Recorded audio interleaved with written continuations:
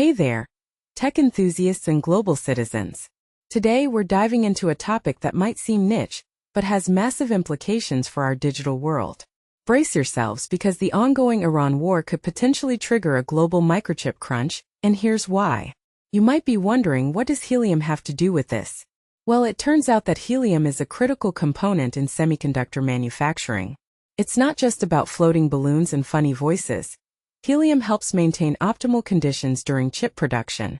This unassuming noble gas ensures precise alignment and exposure in the lithography process, cools down semiconductor materials, and minimizes contamination risks. Talk about a silent hero.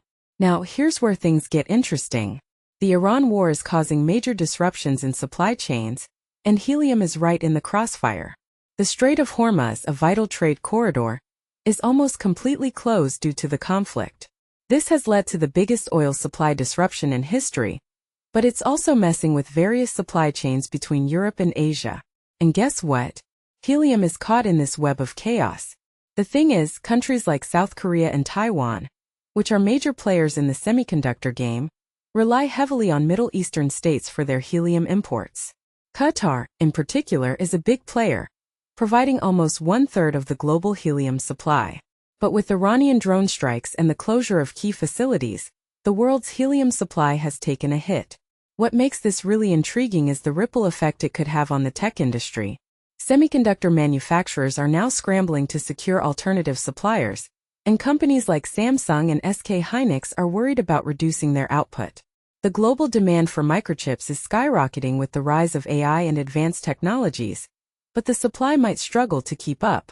Personally, I think this situation highlights the fragility of our global supply chains.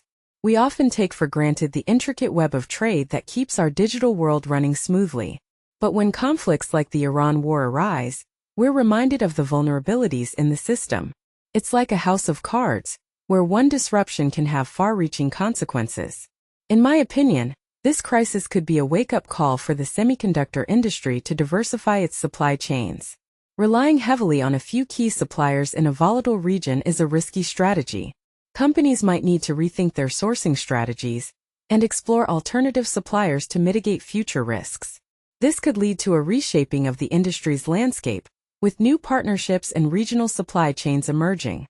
What many people don't realize is that this isn't just about microchips. The impact could trickle down to various sectors that rely on these tiny yet powerful components.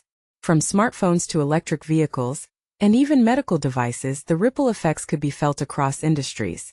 It's a stark reminder of how interconnected our global economy is. If you take a step back and think about it, this situation also raises questions about the future of technology and our reliance on specific resources. Helium, for instance, is a finite resource, and its availability could become a significant factor in the tech industry's growth. This might prompt a race to find alternative materials or processes, pushing innovation in unexpected directions.